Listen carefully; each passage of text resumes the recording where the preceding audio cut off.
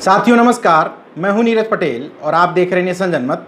भारत की देशभक्ति भी अजीब है, जो अलग अलग देशों के हिसाब से, अलग अलग धर्मों के हिसाब से बदलती रहती है। शहीदों की शहादत भी इस हिसाब पे डिपेंड करती है कि आखिर वो लोग किस देश के खिलाफ लड़ते हुए शहीद हुए हैं। वर्तमान में भारत और चीन के बीच में नया विवाद सामने आया है। जब भी चीन के साथ भारत का कुछ विवाद सामने आता है, तुरंत सबसे पहली जो प्रतिक्रिया होती है तथा कथित देशभक्तों की, वो ये कि 20-25 रुपए की चाइनीज झालरों का विरोध करने लगो। और इसी सस्ती देशभक्ति के बीच में राष्ट्रवादी मोदी सरकार की तरफ से एक खबर आई है कि भारत सरकार ने तमाम भारतीय कंपनियों को दरकिनार करते हुए चीन की एक कंपनी को 1126 करोड़ रुपए का ठेका दे दिया है। कंपनी का नाम है संघाई इंजीनियरिंग कंपनी लिमिटेड, STEC।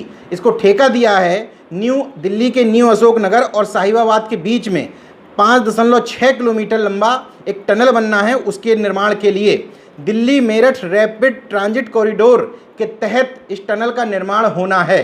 अब आप सोच लीजिए कि एक तरफ तो गृह मंत्रालय कह रहा है कि तमाम चीनी ऐप्स को डिलीट कर देना चाहिए। उत्तर प्रदेश में STF के IG बाकायदा निर्देश जारी करते हैं कि 52 चाइनीज़ ऐप ऐसे हैं जिनको अनइंस्टॉल कर देना चाहिए। लेकिन दूसरी तरफ चीन की कंपनियों को उसी दौरान ठेका भी दिया जाता है।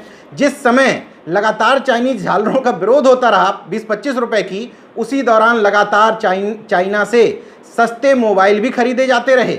दूसरी तरफ सरकार ये तर्क देती है कि चूंकि 1126 करोड़ रुपए जो बोली लगाई गई थी, जिन 5 कंपनियों ने बोली लगाई थी इस ठेके के लिए, उसमें सबसे कम इन्हीं ने बोली लगाई थी। तो ये तो व्यापार की बात हो गई, सौदेबाजी की बात हो गई, बिजनेस की बात हो गई, लाभ की बात हो गई।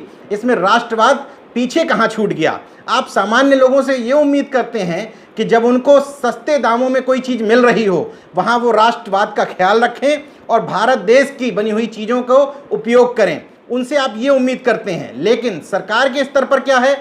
आपने अपना पैसा बचाने के लिए कम बोली लगाने वाली चाइना की कंपनी को ठेका दे दिया, जबकि टाटा कंपनी भी उस ठेके को लेने के लिए प्रयासरत थी। अगर इतनी देशभक्ति, इतना राष्ट्र प्रेम भारत सरकार के अंदर भरा हुआ है, तो क्यों नहीं ये ठेका भारत की किसी कंपनी को दिया गया? यहाँ पर आप लॉजिक बता रहे हैं कि हमने पैसा बचाया। वैसे ही एक सामान्य लोगों से कैसे उम्मीद कर सकते हैं वो भी पैसा बचाने के लिए चाइनीज़ प्रोडक्ट इस्तेमाल कर लेते हैं?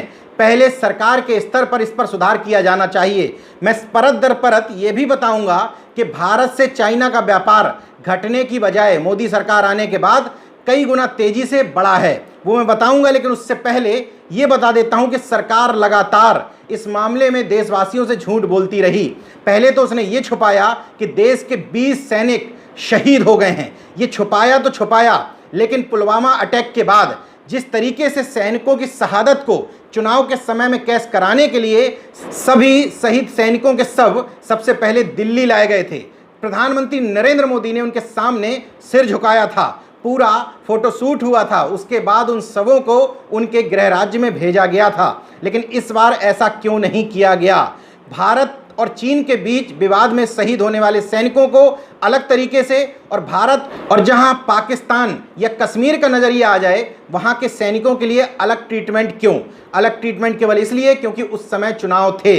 अगर ऐसा नहीं था तो अभी तक प्रधानमंत्री नरेंद्र मोदी के जेम्स बॉन्ड कहे जाने वाले देश के राष्ट्रीय सुरक्षा सलाहकार अजीत डोभाल और पूरी मोदी सरकार ये क्यों नहीं पता कर पाई कि पुलवामा अटैक के पीछे किसका हाथ था? इतने किलो RDX भारत की सीमा में घुस कैसे आया?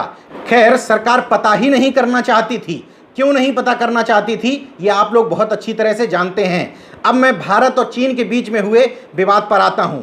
20 सैनिक शहीद होने की खबर 15-16 जून की रात के दरमियान की है, लेकिन अगले दिन देशवासियों को देर रात तक बताया जाता है। इसके बाद जब लापता सैनिकों की खबर आती है तो इस खबर को भी मोदी सरकार छुपा लेती है। लेकिन पता ये चलता है कि गुरुवार को, यानी कि 18 जून को, चाइना भारत के 10 सैनिकों को रिहा करती है, जिसमें 2 मेजर 2 कैप्टन रैंक के भी ऑफिसर शामिल थे। इस खबर को भी छुपाने की कोशिश की गई, लेकिन इंडियन एक्सप्रेस, द हिंदू जैसे तमाम सारे समाचार पत्रों ने सेना के हवाले से एक खबर निकाल ली। इस बारे में अभी भी कोई आधिकारिक बयान नहीं दिया जा रहा है।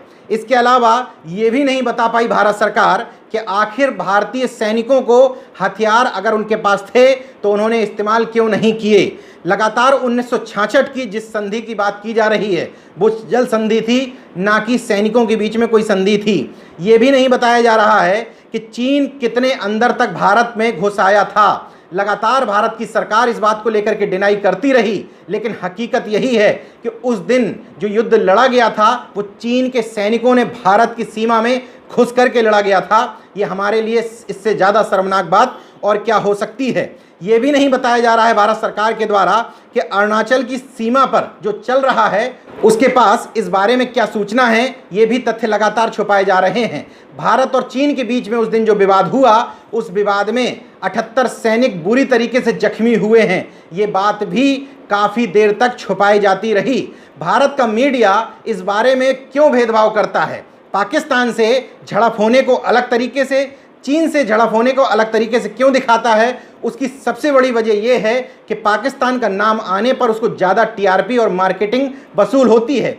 इसके अलावा तमाम सारी चाइनीज कंपनियां भारत के टीवी चैनलों और अखबारों को सालाना 10,000 करोड़ रुपए से ज़्यादा का विज्ञापन देती है। ये भी एक बड़ी वजह है कि जहां से उनके लिए इतना बड़ा विज्ञापन मिलता है। इसके अलावा चीन के खिलाफ बोलने में भारत के किसी समुदाय विशेष को भी अटैक करने का मौका नहीं मिल पाता है, ना ही चुनाव में कोई विशेष लाभ मिल पाता है, इसलिए दोहरा रवैया अपनाया जाता है। अब मैं उसी मूल मुद्दे पर लौट करके आता हूं कि चाइनीज झालरों का विरोध करने वाले वो लोग जो 20, 25, 30 हज़ार रुपए से लेकर के 1 लाख रुपए तक के चाइनीज मोबाइल बड़ी शान के साथ हाथ में लेकर के घूमते हैं, उन लोगों को मैं साफ शब्दों में बता देना चाहता हूं कि ये झुंझुने भर हैं चाइनीज ऐप को डिलीट करवाना। इसलिए क्योंकि चीन ने भारत में 6 अरब डॉलर से भी ज़्यादा प्रत्यक्ष विदेशी निवेश यानी कि एफडीआई कर रखा है।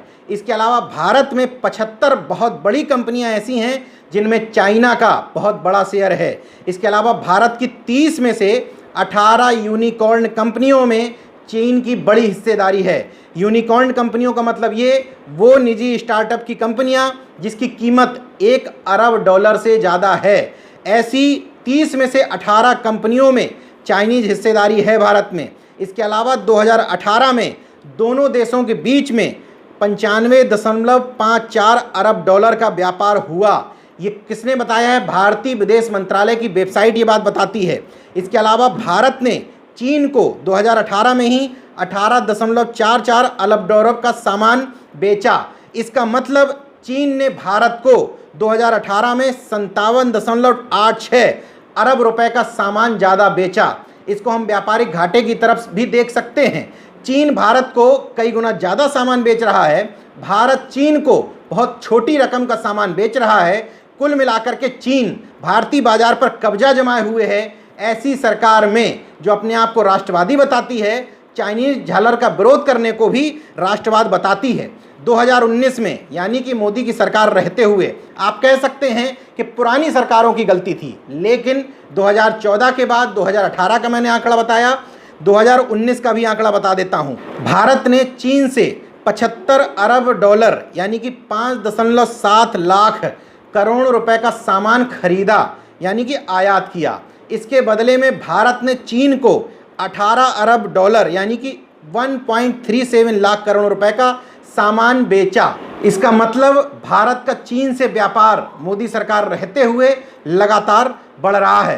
3 बड़ी वो चीज़ें जो 2018-19 के दौरान चीन से भारत ने खरीदी हैं यानी कि आयात की हैं। इलेक्ट्रॉनिक उपकरण 20.63 अरब डॉलर रुपए के, परमाणु रिएक्टर 13.4 अरब डॉलर के, केमिकल्स 8.6 अरब डॉलर के।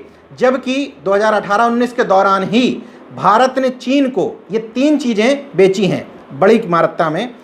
ऑर्गेनिक रसायन 3.25 अरब डॉलर का, खनिज ईंधन 2.86 अरब डॉलर का, कपास 1.79 अरब डॉलर की। ये है उन सरकारों की हकीकत जो आपको राष्ट्रवाद की चाशनी में डुबा करके केवल आपको वोट बैंक से ज़्यादा और कुछ नहीं समझते हैं। वो तथाकथित लोग जो किसी भी देश से कुछ इस तरह की स्थिति आने पर हाथ में तख्तियां लेकर के विरोध करने के लिए निकल पड़ते हैं और उसी मोबाइल से फ़ोटो खींचते हैं जो उसी देश के द्वारा बेचा गया हो, यानी कि चाइनीज मोबाइल से ही फोटो खींच करके चाइना का विरोध करने वालों की राष्ट्रभक्ति बेहद सतही स्तर की राष्ट्रभक्ति है। अगर वास्तव में चीन को सबक सिखाना है तो इसके लिए एक लंबी तैयारी करनी पड़ेगी। भारत की सरकार को एक कोशिश करनी पड़ेगी कि चाइना से सस्ते मोबाइल, इलेक्ट्रॉनिक उपकरण भारत में ही आधारभूत ढांचा मजबूत करके उपलब्ध कराने लगें। तो अगर सस्ते दाम में भारत को कोई चीज़ उपलब्ध हो जाएगी तो वो निश्चित तौर पर चाइना से सामान खरीदना बंद कर देगा। मैंने पिछले वीडियो में भी कहा था कि सतही तरह का राष्ट्रवाद का राग मत अलापिए। भारत का कोई व्यक्ति झोला लेकर के चीन से सामान खरीदने नहीं जाता है। जो भी सामान भारत में आ रहा है, बाजार पटे पड़े हैं चाइनीज सामान से, वो सब भारत सरकार की रजामंदी से आ रहा है। इसलिए बेहद सस्ते चाइनीज सामानों का विरोध करना बेहद सस्ती देशभक्ति है और सस्ती लोकप्रियता पाने के लिए किया गया एक राजनीतिक स्टंट मात्र है। ऐतिहासिक पीएम बनने की होड़ में लगे प्रधानमंत्री नरेंद्र मोदी तमाम सारे रिकॉर्ड तोड़ रहे हैं। उसी के क्रम में उन्होंने ये भी रिकॉर्ड तोड़ा कि 65 साल बाद भारत और चीन के बीच में सीमा विवाद इतना ज़्यादा बढ़ गया कि भारत के 20 से ज़्यादा सैनिकों को शहीद होना पड़ा, 78 से ज़्यादा सैनिकों को गंभीर रूप से घायल हो गए। और 1962 के बाद पहली बार प्रधानमंत्री नरेंद्र मोदी के कार्यकाल में ही ऐसा हुआ कि चीन ने भारत के सैनिकों को बंधक बना लिया। 70 साल के इतिहास में प्रधानमंत्री नरेंद्र मोदी चीन सबसे ज़्यादा बार जाने वाले प्रधानमंत्री बने और चाइना के राष्ट्रपति से सबसे ज़्यादा बार मिलने वाले प्रधानमंत्री बनने का रिकॉर्ड भी प्रधानमंत्री नरेंद्र मोदी के नाम है। कहीं ऐसा ना हो कि ऐतिहासिक पीएम बनने की होड़ में सैनिकों की शहादत यूं ही जाया चली जाए। इसलिए नेशनल जनमत अनुरोध करता है कि सस्ती टाइप की देशभक्ति के बजाय कोई ठोस रणनीति अपनाई जाए, सरकारों से सीधे सीधे सवाल जवाब किया जाए। इसलिए क्योंकि किसी भी एक सैनिक की भी शहादत देशवासियों के लिए बेहद शर्म की बात है। भले ही उस शहीद सैनिक के घर वाले कहें कि हमें गर्व है अपने बेटे पर, उनको होता भी है, लेकिन हकीकत ये है कि उस घर पर दुखों का पहाड़ टूट पड़ता है। देखते रहिए नेशनल जनमत, जागरूक और सजग बने रहिए। जय विज्ञान, जय संविधान, जय लोकतंत्र। धन्यवाद दोस्तों, अगर आपने मेरा YouTube चैनल सब्सक्राइब नहीं किया तो प्लीज़ सब्सक्राइब कर लें और उस बेल आइकन पर जरूर क्लिक करें, जिससे जो मेरे न्यू वीडियो है